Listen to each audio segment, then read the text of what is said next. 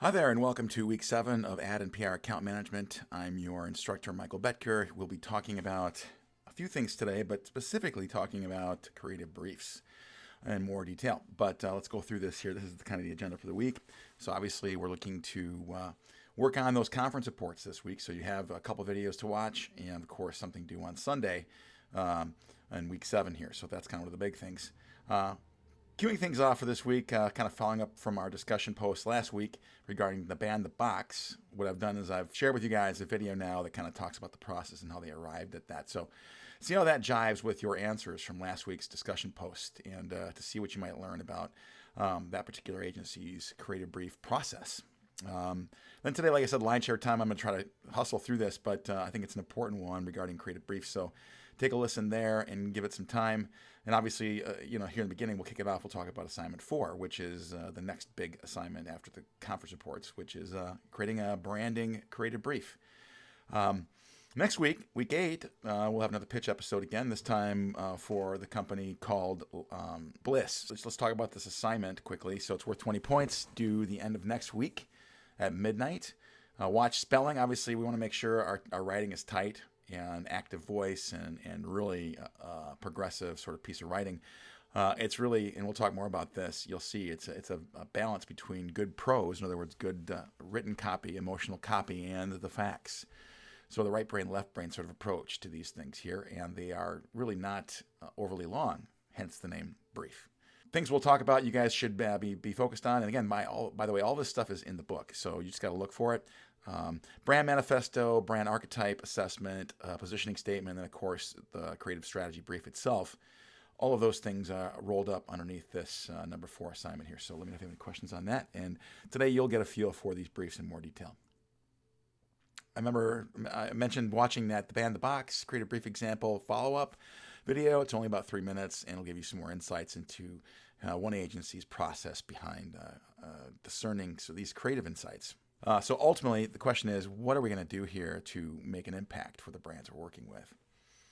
And all of these great campaigns, and some people are pretty good at doing this on their own without any plan, but I would say certainly a plan helps everybody point in the right direction. So great campaigns often begin with these foundational strategies. A couple points here. Remember that most products are not unique, and audience members don't seem to care all that much what you have to say unless you make it interesting somehow. And the other point here is often more beneficial to stress benefits and emotional payoff over attributes. So wherever possible, we are moving them up that emotional ladder to more meaningful, deeper experiences with the brand. In advertising, we talk about research-based sort of insights wherever possible. Now, anybody can go in and find out information about a company or a product. It's really that deeper dive research we're looking for here. And what really we're trying to do is get to a deeper understanding of our target audience. And that's really why we do consumer research. So primary and secondary research. Primary, obviously, is stuff that maybe your competitors don't have. So things like focus groups and surveys and other things, questions you might ask of a group of people, whether it's your own customers or maybe it's your target audience, your competitors' customers. Other way, you'll get research like that will yield sort of ideas that lead to insights. Visualize your product as a person. Certainly, we've done some of this already with the brand book piece. But, you can always, for example, when I worked for Briggs & Stratton, we always likened our products, generators, to dogs, faithful dogs. And at least in my mind, that was always something that I kind of made a connection with, a very positive connection. But have a picture in your mind of the brand you're working with, the personality and the tone of the voice, because that's really going to inspire your writing when you make these creative briefs. So again, you want to do this. You're trying to create a document that's an extension of the brand you're working for. And then, of course, simplify in every case. Now, I teach 241, which is a copywriting class, and in that class, all students are encouraged to get down to 90 words for every 30 seconds. Now, I'm not suggesting we get to that level, but certainly being focused on getting to the facts as quickly and as creatively as possible is really kind of holds true here, I would say, with this brief as well. So keep it short and sweet.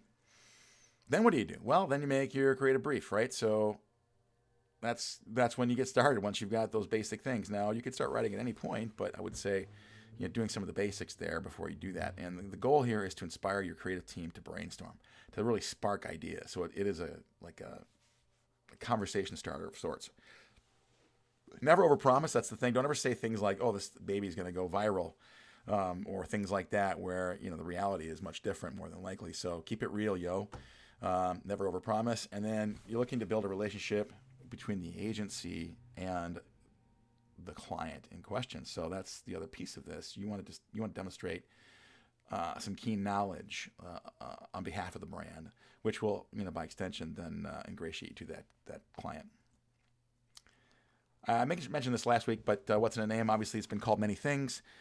Creative brief, copy platform, copy strategy, creative inspiration, and a number of others. But creative brief is kind of the core name, but you'll see that in different places. What is it? Well, what it does is it tells the who, what, when, where, why, and how, essentially, of any brand, product, or situation. Identifies the creative message, direction, and emphasis based on that information, and it's really a working document or a contract between the client and the agency. So once the brief is done and approved by both sides, that is what we here on the agency side go forward with to create content that's in keeping with the brief. Now, you hear sometimes people saying, well, that's not on brief. It's because the client might have a different opinion about the direction that the agency has taken. So critically important document that can be used almost in a court of law, if it gets to that point, but ultimately it's meant to help drive creative. So what does it do? Provides guidance and direction to the brand's advertising and prescribes limits and inspires people. Gives a strategic basis for evaluating intent and idea content. So let's talk about some of the components. Something called a key fact, and this is another way of saying, all right, this is what insights are built off of. A quick example, the one I used quite a bit, but Dove kind of came up with the Campaign for Real Beauty program around their brand based on the insight that 80% of women who read beauty magazines feel bad about themselves afterwards. That's a very keen insight with a lot of folks being impacted, and of course they were able to then attach the brand, was Dove, owned by Unilever, to their audience in a meaningful and emotional way. So key fact, those are the kinds of things that act as catalysts for any campaign. Product performance could be one that you focus on. Just something unique about how the product does its job, or maybe does it better. Consumer attitudes or usage patterns, and that's the other thing too. You'll find when you do focus groups and you ask questions about how they're using the product, maybe you'll uncover some things about the product that are unique. What are the competition doing? What are they up to? Of course, that sometimes leads to new things. Marketing situations generally. What's the goal in mind? And of course, that leads you down a path. And then finally, one of the bigger ones here that we have to watch out for is economic trends.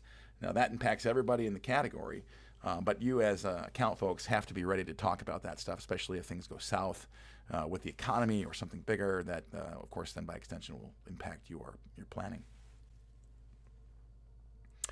Key fact examples: research indicates that the major reason people do not use our product is the perceived taste. So, got an example coming up here where we look at Domino's. And I think that's in here somewhere. Yeah. So we'll talk about Domino's in a second, but that's one example where you can get some information about your products that need to be addressed in a meaningful way.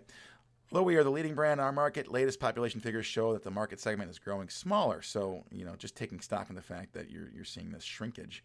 And what are you going to do about that? How are you going to fix that? Or how are you going to kind of get new markets or create new white space, or maybe pivot to a new product category, depending on how the brand is being perceived. Third point there, according to Nielsen, the introduction of a heavily advertised competitive brand is taking away many of our regular customers. Somebody entering into the marketplace, coming in and stirring things up and making changes for the brand could be another thing that requires some attention, but could generate a key fact. Last one here, our biggest competitor is preparing to launch a new and improved product that might prove to be the best on the market. So taking stock in that and doing a little reconnaissance about your competitors as well. And every vertical, every category, there's some form of oppo research going on from brand to brand. So know that that's happening everywhere. All right, so state the problem as well. Oftentimes we're solving a problem. Maybe it's, you're building on a positive, right? But usually you'll find these key facts kind of tie with a problem of some kind. This should grow out of and be directly related to the key fact, so they're connected. It can be a product problem, a market problem, an image problem, anything that needs communication to be solved. So usually, here's the other thing I want to say, is stated in the consumer terms, not in the brand's needs, but whatever the consumer needs. So you're not writing in the voice of the brand necessarily. You're writing directly to either your consumer or your competitor's consumer, or a combination of the two. And you're articulating the solution to a problem. So here's another thing you want to think about too, and this is another bucket within. Again, we're talking about little buckets of information, the problem, key fact examples that can be written about within your creative brief. And I mentioned dominoes before. A clear, concise spelling out of the effect you hope advertising will have on the consumer and what it hopes to accomplish in terms of consumer attitudes or action to solve the stated problem. So in this case, Domino's problem was admitting the fact that their pizza tasted like cardboard. So they went after that and they said, hey, you know what? You're right. We got a pizza problem. We got a crust problem. It does taste like cardboard. We agree with you. And here is what we're doing about it. So they launched the whole campaign around this negative thing that obviously became a positive. And were able then, of course, to kind of climb back into the good graces of its population, which was flagging. All right, so other things you might want to consider, these are all communication objectives that spring out of larger documents like the marketing campaign, marketing brief and things like that. So 4 Ps. But generally looking downstream here for communication objectives is another bucket here, and things like switching from one brand to another, using your product more often, getting people to try to use their products in new ways, to change a habit, and so on and so forth. These are all communication objectives that can be measurable. So if you want to change a habit, for example, you can do before and after brand awareness or maybe brand satisfaction, and then find out if you create any lift there if your campaign worked. So there's ways to measure almost everything here on this page. In fact, everything on this page. Of course, I preach this a lot. I know Chris Cranenberg and Dr. Shin also preach this quite often if you take any other advertising classes, but target audience, critically important, right? On the PR side, we call those publics. But for the purposes of this here, we're going to talk about target audience specifically through the advertising lens. And it paints a picture in a detailed way. And a lot of times you'll see these examples down here, and I won't read this, but Megan Hughes is a good example below here of who you're targeting. And it really is meant to be emblematic of a larger group of people that you can write into in a meaningful way. Takes into account demographics, psychographics, and all of these other things as well that we now have access to more and more, based on primarily digital data we kind of can gather about our target audience. So we really want to do a good job here with the target audience development. The more you do, the deeper dive you take with your target audience, and maybe there's personas, multiple personas, and other things you can do to kind of parse out the target audience in such a way that you can, divide and conquer. Who is our target? Some questions you might ask there. Who are we talking to? How old are they? Are they male or female primarily? And maybe it's an equal split, or maybe it's skews more male or more female, and so on and so forth, right? So all these questions you want to ask and learn more about. Understanding the target, some other things you can do, right? You can actually kind of focus group with them. So you can interrogate them. That sounds bad and negative, like where were you the night of July 7th? But obviously you want to ask them questions and get the word on the street. You can show them research surveys and vet that out a little bit more. Maybe they have a deeper opinion about something there, or maybe they can give you some insights into the whys behind the numbers you're finding in those surveys. You want to become them as well. So that's the other thing too. If you know your target audience is millennials and you happen to be millennial, it's an easy short putt for you guys to then, of course, adopt that lifestyle. But let's say, for example, it's me you're targeting, right? I'm 54 years old. What do I like? You want to ask me questions and then sort of try to become me. Do some things that I might do, which may be not a lot different from what you might find. Get close to them as well and talk to salespeople a lot. That's what I would do. I would say just, interview people. Like I used to work for Home Depot for many years, not for them, but our brands were promoted and sold at Home Depot's 2,000 stores plus across the country. And invariably, every time I went on a trip anywhere, I went into a Home Depot and shopped the store and looked at competitors and talked to the folks at the shop level just to get more insights about what was working, what wasn't working at the point of sale. So that's something you'll often do. And if you're lucky enough to travel to do that, that's great. Definitely use that time wisely when you're out in the field. What we're really after here, the holy grail for anything in advertising and marketing, is just this idea of a consumer insight, which is really more than just a cool idea. Now that's where they start oftentimes, when you have this hunch or this idea, this thing that you thought about maybe that might be true, that needs a little vetting through research and other things. But an insight is, like we discussed before, the Dove campaign for Real Beauty example. 80% of women, after reading beauty magazines, feel bad about themselves. That's kind of the stuff we're looking for, and that gives you like this very sturdy, durable, like growth-oriented platform to build a campaign around. You want to create a link or bond between consumers and brand and category relevance, and it's of course tapping into the human condition as much as possible. So what's going on? What are the pain points? A lot of times we talk about pain points with people. Something called the promise as well. Another thing too, what customers currently think about your brand. So sometimes it's called a brand promise as well. So taking stock in kind of what people say about Pepsi or whatever brand you guys happen to be working with, right? What's the current state of mind around the brand? Let's say Apple is one of the brands you picked, right? Obviously we know what Apple stands for: ease of use, very functional, cool technology, beautiful design.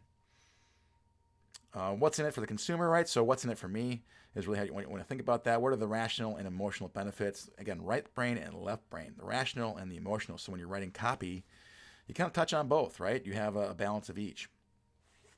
And what are the disadvantages of non-use? One example I would say is, if whenever I did any marketing to sell generators, especially the automatic kind, I would say, well, what if you didn't have this and the power went out? What would happen to grandpa or grandma? A little bit of fear selling there. Of course, I didn't do that, but you get the idea. So more on the process. It's a single-minded one compelling reason. So we talk about that also meaning, what's the one thing? BMW, for example. We talked about that being the ultimate driving machine, right? So if you want a car that drives almost like it's driving itself, get a BMW. And so on and so forth. But what's that single-minded one thing, that unique selling proposition, as it were, that allows your brand to rise above the rest?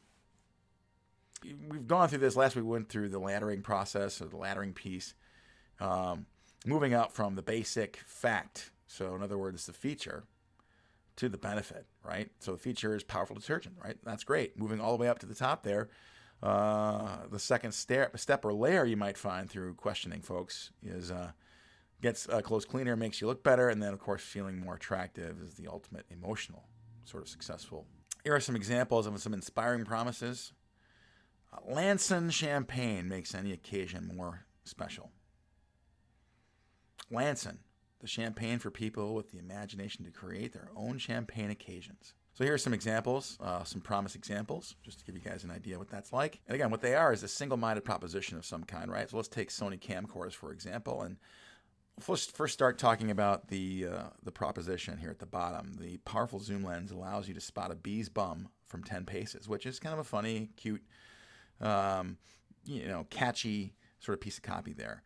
Where did that come from? And you can imagine, again, maybe graphic execution of a bee's bum and showing the detail of a bee's bum really up close. And that would be a fun sort of way to articulate this copy here. So it's obviously based on product attributes, that zoom lens piece, and it's very powerful, of course. And one of the facts, right brain, left brain, again, this is left brain stuff, right? It's a CDCD imager with many thousands more pixels. So that's really kind of the root cause, or the root reason for having such a powerful zoom lens. So you got the balance between right brain and left brain here. Another example, single-minded proposition. This time let's take a look at Isuzu Trooper. Some facts here. The Trooper buyers are process-oriented. They like knowing all the details before they buy. They don't just buy. They don't just buy things for what they say, but instead for what they do. They want to know the features and functions. These are the kind of people who, when asked why they bought a Trooper, could list about 1,000 reasons. They like to be prepared in any eventuality, so doomsday preppers maybe. They are looking for an SUV that can handle anything that might be thrown at them. So toward that end, and based on what you know about their target customer, the single-minded proposition might be: Trooper is exactly the right equipment for life's great expeditions. It's the Swiss Army knife of SUVs. So that really has a meaningfulness to it. I would say, even doing research on their target audience, I bet a higher percentage of them do than don't have a Swiss Army knife in their pockets. So anyway, that's a good example of that. I think a really nice deep dive cut into the target audience. All right, so let's talk about support here. So what is the support? What are you? If you're making a claim, how can you back it up? And that's kind of again that left brain mentality here. So you've got the bee's bum piece, right? Which is more of an emotional sort of play on being able to see something up close. But what are the facts driving that? Really, this is how we substantiate any claim, but it's a deal clincher for a lot of consumers. If it's BS, they will certainly swim away from you. So answering that, why should I believe you? Any support that you're looking for here is to support that single-minded proposition, makes it credible. Another piece here you might find in a creative brief is media planning, or at least a mention of that. What kinds of pieces will be developed? So what are some of the things that need to be developed in and around the creative brief? What are the specs, size, color, length, etc.? Modify it as you move forward here, but generally you'll be working with a media planner and buyer group to determine some of these details here with regard to the media planning piece. Another element here, obviously, you're trying to grab a feeling for how to write about the brand or to the brand, or speak, create content that speaks favorably and in connection with the brand personality. So here's some questions you want to ask. How would you talk to your target audience if you were talking to them? What would you say to them? What kind of language would you use? Is it younger audience? Would you use the word dude? Maybe not, right? I would say in most cases you probably don't want to use the term dude unless you really are being glib. How do we want people to feel about the brand after they've seen the advertising, right? So what's the takeaway? What do you want them to feel afterwards? We want to avoid cliche words, right? Warm, aspirational, and confident. Choose strong, edgy words like righteous, anger, sinful, and joyous. So kind of the words are important, right? So you want to find words that maybe a brand can own almost in a way, uniquely against its competitive set. Here's some brand character examples, some things to think about these two columns here. One case, temperament could be fun but grounded. Character could be lovable. On the right-hand side, temperament could be playful, and she's a tease. Who knows what brand they're talking about there, but you get the idea here, right? This helps kind of flavor the creative sort of outputs that might come out and give you a feeling for who you're writing to. Something called mandatories as well. Now, what are these things exactly? These are things that you have to make sure you are mindful of. So there may be existing brand guidelines. For example, I worked with the GE brand for 5 years, roughly give or take, and they had very specific guidelines, right? So I had to immerse myself in that stuff just to be able to execute effectively. Logos, certainly, taglines, phone numbers, all of that stuff are things that we would want to make sure that are part of our basic output. Some guiding principles as you create your creative briefs. First thing I would say, and this is something I knock on a lot of agencies who go in and they're kind of not completely ready, is because they haven't done a good job of researching the product or service in question. So you want to certainly immerse yourself as much as possible. If you're lucky enough to be working for a brand that's paying you money, you want to become a brand disciple, and you want to, as much as possible, just get to know every angle, everything you can think about. So you should be thinking about the brand 24/7 pretty much. And I'm not kidding. When I work with certain brands, I would have dreams about those brands and those products, and things would come to me, frankly, because I was perseverating or thinking about them all the time. So that's the kind of that's where the fine line between pretty good and great is just how well you immerse yourself in the brand. Make it lean to the point, right? Keep it short, keep it simple. And now you're going to start with drafts, and usually you start with probably a couple pages of stuff if you're just throwing stuff up there, right? But ultimately what you want to do is edit and refine until you get to a point where it is the simplest it could be. And that will probably have several iterations and go-throughs before you finally get to where you think it's good. And don't be afraid to get feedback from people as well. Get into the consumer's mindset. Ultimately, the advertising must sell to the consumers, not to the client, so you don't want to pull that one. That's all about target audience. And then use plain, simple language, no jargon. Some common errors, right? Full of contradictions, so you want to stay away from that stuff. And less is more, I would say, in this case, right? If you've got that one idea, that one thing that you want to hang your hat on, that's what you want to focus on, right? That one thing, not 10 things, because that can be confusing. And ultimately, that's the thing you want to lean on. You want to watch out for repetitiveness as well. A lot of times briefs that are too long are ultimately guilty of just revising or re-saying the same thing in different ways. Or unbelievable promises are another thing you want to watch out for.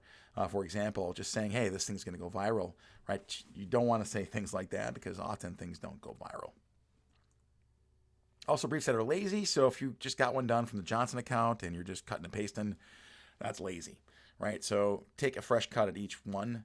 Now, sometimes you might find similarities, and maybe you could use one brief for Basecamp for a new brief because the target audiences are similar. But I would say don't get too reliant upon that. You want to create things from scratch as much as possible. Briefs that are too long certainly are or chock full of marketing jargon, all that stuff, right? You're not impressing anybody with that. You just want to show that you understand the challenge before you in a meaningful way. And like I said, this is meant to inspire, right? Go further than the client's brief, right? So challenge yourself and them. So they'll give you something more than likely to start with, and then you want to come back with stuff that goes, wow, I didn't consider that. You guys looked at it from unique angles that we had not considered. So don't just accept what the client tells you. You're going to come in with a fresh set of eyes and ears, and that's where you're going to really add value. Bring the creative brief alive. Remember, the job is to inspire great creative. So really have some fun with that, please. So it's, like I said, it's one part prose or good copywriting. The other part is kind of the facts. What are some facts? And then, of course, along the way here, as you create these things, you want to involve account planning, which, if you remember what I talked about, that account planning is sort of a combination of a researcher and someone like you, an account person who manages the creative side of things. So having that perspective is certainly important, especially when it comes to the brief. Obviously, maybe even creative directors could be a part of that conversation as well. But either way, involve people. Here's some examples: BBH, and kind of how they lay out their creative brief.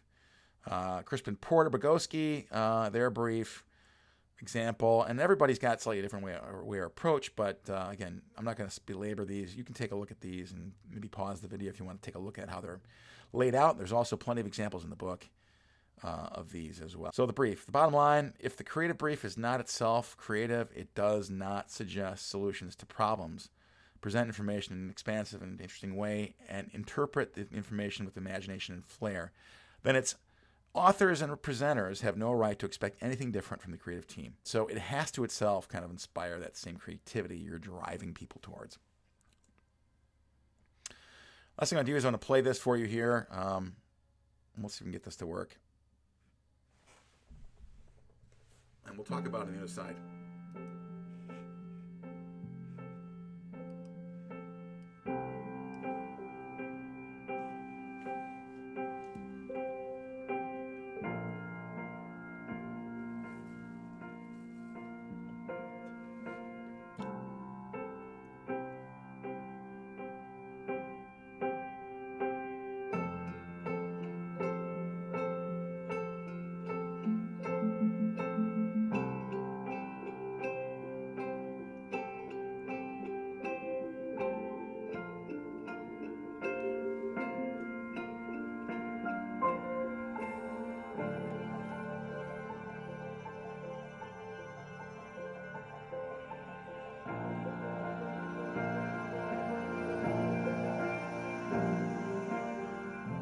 Sometimes the little things last the longest. Give extra, get extra. So some background information regarding this campaign came out as a response to, so one of the problems, imagine the creative brief again here, a year-over-year decline for the past, so previous to this campaign, 2-year decline for the category. So gum, anybody selling gum, right? Well, Extra came in and kind of with the big shoulders it had, as one of the largest brands, also had been declining. So what they did was they took dramatic step to stop that or to kind of turn that around. And really the results are pretty amazing here.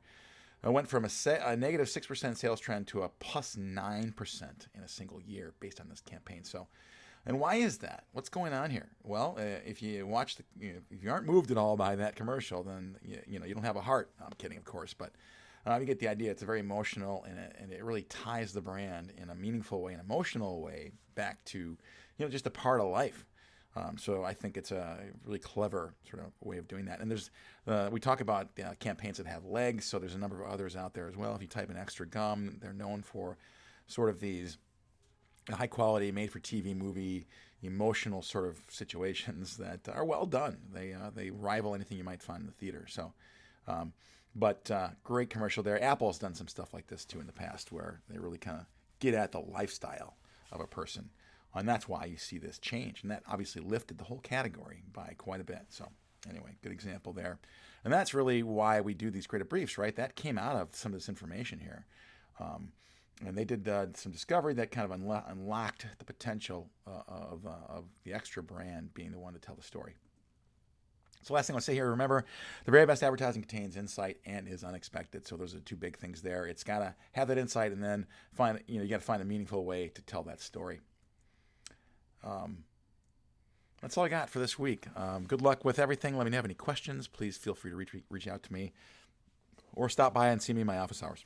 Take care, and we'll talk to you again in week 8.